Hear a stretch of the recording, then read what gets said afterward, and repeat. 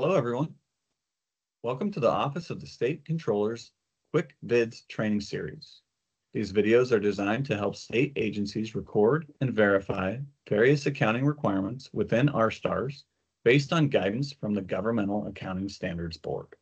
I'll be walking you through the lease modification fact pattern for the example transactions we'll be posting into RSTARS. For our initial example lease, we had a term of 5 years or 60 monthly payments. There was a monthly payment of $20,000 and an interest rate of 4%. We entered this information into the T-Value software, and you can see the results in the amortization schedule on the left. It gave us a present value of minimum future lease payments of $1,086,370.61, which represents our initial asset value before any amortization is applied.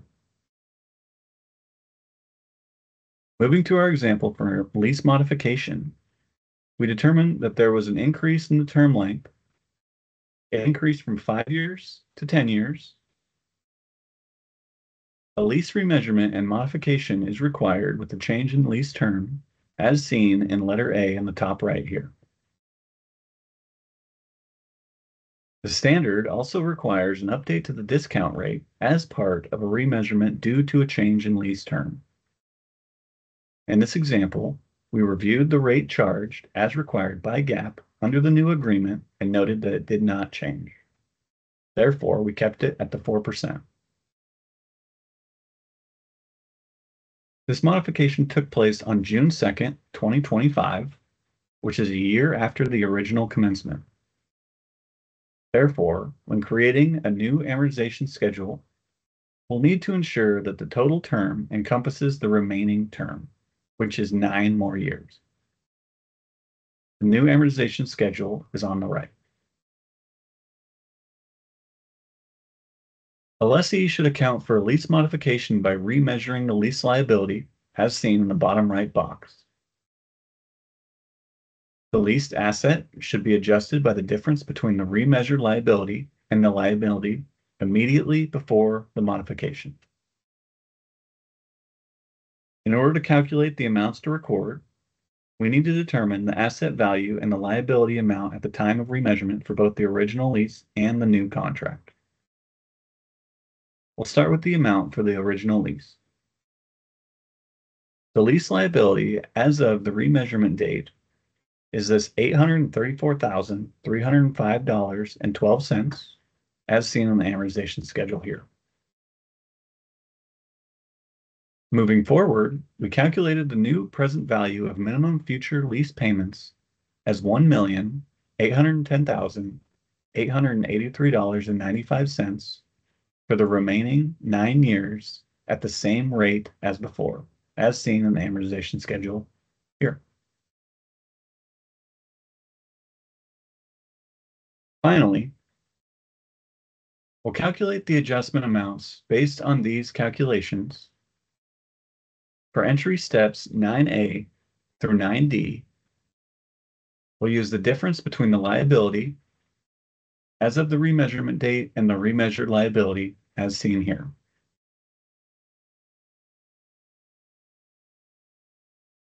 The difference and the adjustment amount is $976,578.83. In this example, there is no entry necessary for step 10, since the carrying value of the leased asset is not 0. In the next few videos, we will walk you through the journal entries and how to enter them into RSTARS. I will be entering a total of 4 transactions for this lease modification. I have already mapped out my entries with the document numbers, T-codes, and accounting elements I will need to use. This information is shown at the top of the screen. Make sure you are logged into RSTARS under the correct user class to make the entry. To modify a lease, I will be using user class 27. Navigate to the 500 screen to enter the batch header. On the 500 screen, enter your agency number. For this example, I am using agency 107.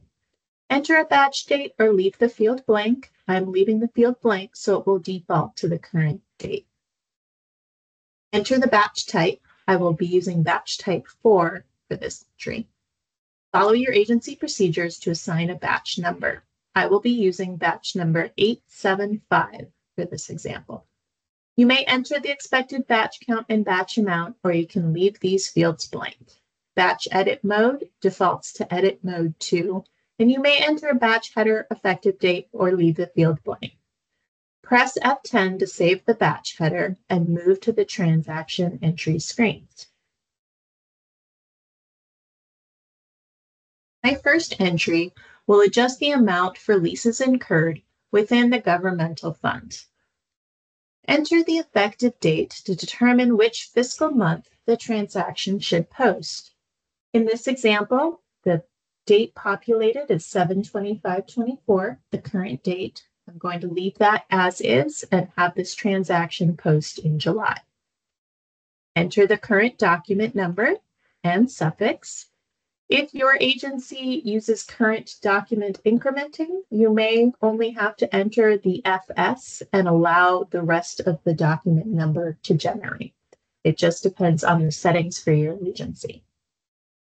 Enter the transaction. For this transaction, I will use a 908R. I will enter an R in the reverse field to record this.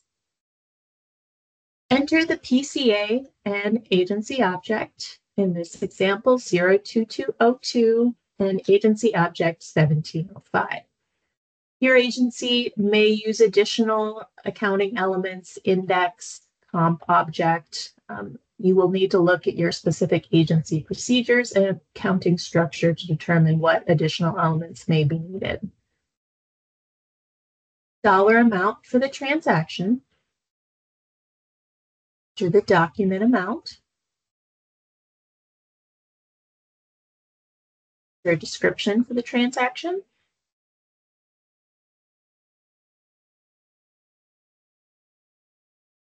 You may press F4 to pull in any lookup fields if all of the rest of your entry looks correct. F4 brings in the associated appropriation number and fund. And if everything looks correct, press F10 to save the transaction. Transaction is successfully written, so I can move to my second entry to adjust the amount for assets acquired within the governmental fund. I verify the information on the entry. It's already incremented to suffix 002. So I just need to look at the elements that need to be updated for this second entry. For the second entry, I will be using T code 909. This is also an R, so I will be entering an R in the reverse field. The PCA remains the same, but the agency object needs to be 6077. I will again enter the transaction amount. It's good. I can press F10 to save the transaction. Third entry will adjust the lease liability in GL 1716 within the government-wide reporting fund. For this entry, I will need to use a JV document number. So I will update my document number. I will update the suffix. It should now be 001 since the JV. The T code will be 462. And I will be updating my PCA because now we're recording a transaction to a different fund, the government-wide reporting fund. Update the object, input the amount, and then update the document amount for this JV entry.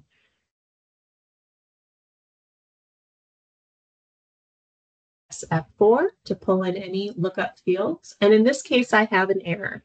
T code 462 requires a GL to be input. My GL should be 1716, so I will enter that and press F10 to save this transaction. My fourth and final entry, I will adjust the lease asset in GL 0821 within the government-wide reporting fund. GL 0821 is for leased equipment. You may need to use a different GL depending on the type of leased asset. So I will review the information and update anything that's needed for this fourth entry. We've already incremented to suffix 02, so updating the T code to 545, updating the object to 6077. My OpenGL for this entry is 0821, so I'm going to input that. And I also need to make sure to add an amount for this transaction. Once everything's entered, press F10 to save. This completes my entry. I can press F7 to go to the 520 screen, and then I can see my 4 lines of entry. I can also press F6 to go to the batch balancing screen to make sure my batch is balanced. I have made all the entries to modify this lease, and this batch is now ready for review and release. We have generated the DAFR 6610 and 6620 reports to verify the information was recorded properly. The examples used in these videos were created within the acceptance region. Since OB does not include the acceptance region, we ordered the DAFR 6610 and 6620 reports. But under normal circumstances, the DAFR 6610 and 6620 reports within the OB repository will show the same information. These reports are used by your SARS analyst in conjunction with agency disclosures to evaluate if balances and activities are recorded correctly for proper reporting in the ACFR. Therefore, it's important to review either these DAFR reports or OB queries regularly and during the year-end closing process. Scrolling through the reports briefly, we can verify the information. In the previous portion of our training, we walked you through recording $976,578.83, modify a lease within RStars. We see it here on the DAFR 6610 for the government-wide reporting fund and agency object 1705, which rolls up to comptroller object 1700, representing leases incurred. We also see the offsets recorded in Gap Fund 1108 for the same amount in agency objects 1705 and 6077. These are both appropriate. Turning to the DAFR 6620, we also see the adjustments were made in the government-wide reporting fund, in GL account 0821 for leased equipment and machinery, and in GL account 1716 for non-current leased obligations. We see it has been incorporated properly in this case since we only had one lease and the change between the current year and the prior year balances for the leased equipment is the $976,578.83. We can also tell by looking at GL 1716 and that the balance there agrees to the amortization schedule as seen below, as of 6/2/2025, in the amount of $1,810,883.95. These are both appropriate. These transactions have been recorded correctly.